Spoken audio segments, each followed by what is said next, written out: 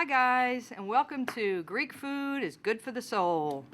My name's Elaine Olay, and my cohort here, Kathy Clifton, are prepared to show you guys how we make Tiropita.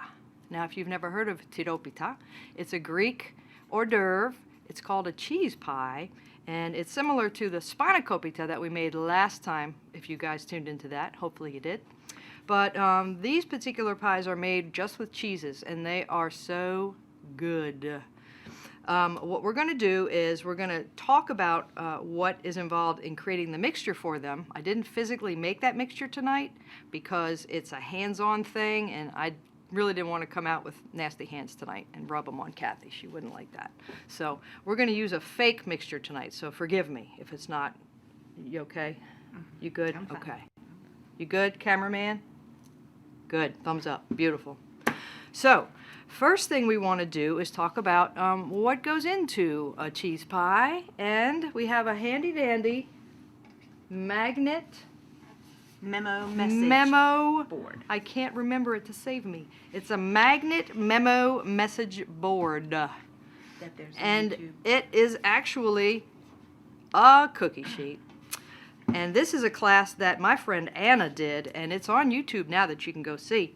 But it's using a cookie sheet to make a board to put recipes and stuff on. So I decked it out in the traditional, fabulous Greek fashion. You know, Greek key, little oppa, how to make it fancy.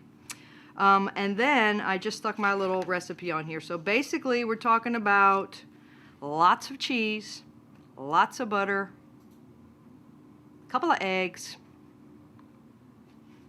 and we'll actually give you the full recipe here, so I'll stop messing around.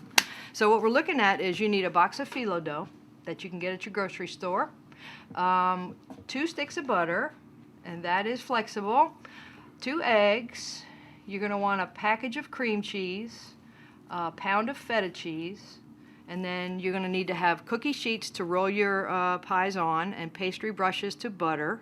And then in the kitchen, you want a wet kitchen towel, cutting board, wax paper, a nice sharp knife, and a couple of mixing bowls so that you can get it all together. So that's what you need to attack this project. Are we ready? Yes. We're ready? We're ready. We're ready. Okay.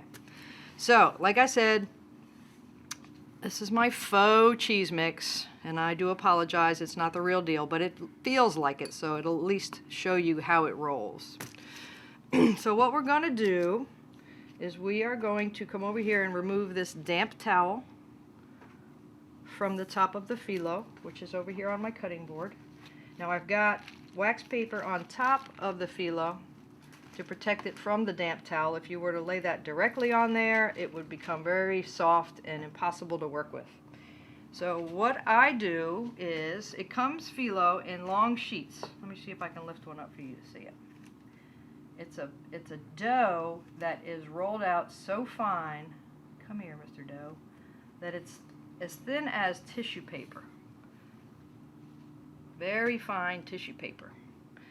And there are many, many, many, many, many, many sheets in this pile. So what you do is you want to cut them down to a size that's going to give you a good size pie once you roll it. So what I usually do is I cut about, trying to make sure you can see me, I cut about 5 or 6 inches straight down, okay? And then that gives us a nice pile. This phyllo has been a little cranky because it's a little old. I'm going to give my friend Kathy a pile of the phyllo. Thank you. You are welcome. And I'm going to keep a pile of the phyllo for me. See how it's sticking? Mean phyllo. And then unused phyllo you want to put back under that damp towel, because if it dries out it becomes very brittle and it's impossible to work with. So for now I'm just going to set mine right on that pan. Okay, so we have our phyllo dough. Hopefully there's no questions yet. So what we're going to do is we are going to take 1 sheet of phyllo. Now, this process is not hard, it's just takes some patience and a lot of time. but it's not a difficult process at all. So my friend Kathy has melted a pot of butter. Okay? So what we're going to do is take our pastry brushes and we're going to lightly brush the top of that sheet. Looking good, looking good. Sure. Then we're going to get another sheet. All right, he cooperated a little bit better. And you're going to lay that right on top of the first sheet. If it's not exactly perfect on top, that's okay. It's still going to taste good. And then you're going to brush that again with some more butter. Perfect. Okay. All right. So at that point, you're going to take one edge longwise and fold it over on itself. So you have one long strip of dough, like so. All right. That's when we grab our mix. I usually take not quite a full teaspoon. If you put too much mixture in there, when it bakes, it can expand and blow out the sides, which makes a mess, which is okay if you don't mind a mess, but I like to try to keep them tidy. And then you're going to put that cheese right in the corner of the phyllo. There you go. Need to wipe your fingers? I just You good? put it on there. How All about right. that? So then we start to fold this thing up like an American flag. This is the fun part. You take that corner where the cheese is and you fold it up. Give it a little press down. Then you take it and you fold it up. You like that technique? I'm going down. Well, it just shows to go, yeah. As long as it gets there, it doesn't matter which way you go. And I have the same problem. And it ends up looking like a little triangular flag. Kathy's looks more Like a paper football. a paper football. But I bet it will still be good. It will taste It will good. still be good. Do you want to try one more? Okay. Okay. All right. What are we So doing? what we're going to do is we're going to place these on our cookie sheet. You do not have to butter your cookie sheet. Just leave it like it is. That is a beautiful football, Kathy. Come on now. All right. And we're going to do that process one more time. So I didn't talk too much about, oh, these guys are sticking.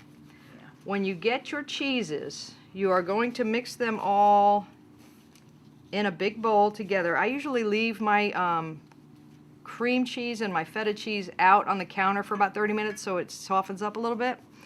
And then I beat the 2 eggs and I mix those in, and I like butter, so I put almost a whole stick of butter in there with it, which I know is probably bad, but it tastes good. So I put that in the mix, and then that's when I go and I mix it all together really well. Forgot to mention that part. So, are you ahead of me? Just buy one sheet. Slow down. Miss Elaine, we have a question. Yes, Miss Anna. Do you have any other favorite things that you mix in besides cheese, or do you try to keep it at cheese only? Oh.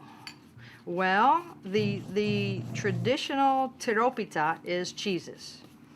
If you like spinach, you can do the spanakopita. If you want to veer off and do your own thing, nobody says you can't. I imagine you could mix all kind of fun things there and it would be pretty delicious. So I would encourage you to get creative. Just don't tell any Greeks because they would be upset. All right. Oh, this one's going to be perfect, I can tell. Do it. Ready? Mm-hmm. And this is a fun thing to do with family, with kids, because everybody can kind of get their hands in it. The more you make, the better you get at getting the right shape, Kathy. I'm gonna need to. I got it! Hey, she got it. See, you're a professional. All right, so this is a tray, and we would fill the entire tray.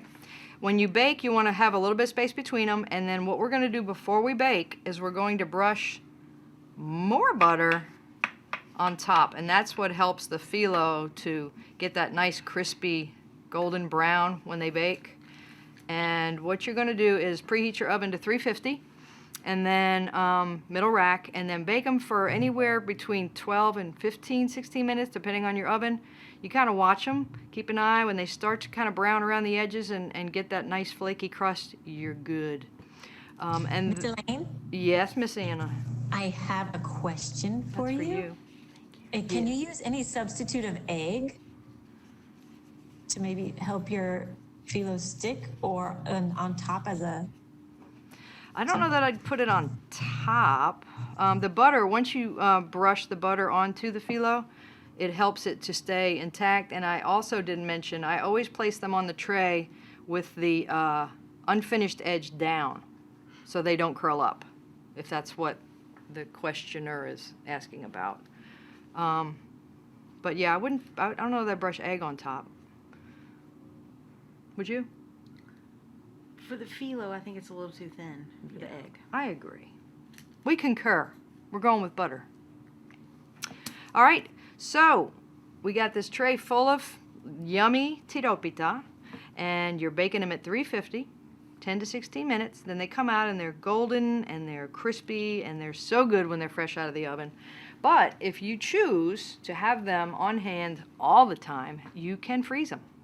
I typically cook in bulk, so I always have Ziploc bags of 18 pies each, and you just single layer them in there and stick them in the freezer, and they will last a good while in your freezer. So you can always have them for, special events, or people show up and they want to eat, then you got them. Right? Yep. Yep. So, guys, that's pretty much us in a nutshell. I hope you guys will try to make these. Please contact us back. Hit us on Facebook and tell us if you tried it, if they were yummy. Take a picture of them. Send them to us. We'd love to see it. Send us some. Send us some, really. We accept food. And make sure that you subscribe to our YouTube channel. We're out there. We've got a lot of followers now, and you can see us on Facebook. Oh, Facebook, Twitter, Instagram. Ow. Facebook, Twitter, Instagram, but you can find us there. All kinds of fun activities and things you can do. And So visit our please, and visit our website. But we'd love to hear from you, and we hope you're enjoying our classes, because we enjoy doing them with you. And the final product shall be the last screen you see. Have a fabulous evening.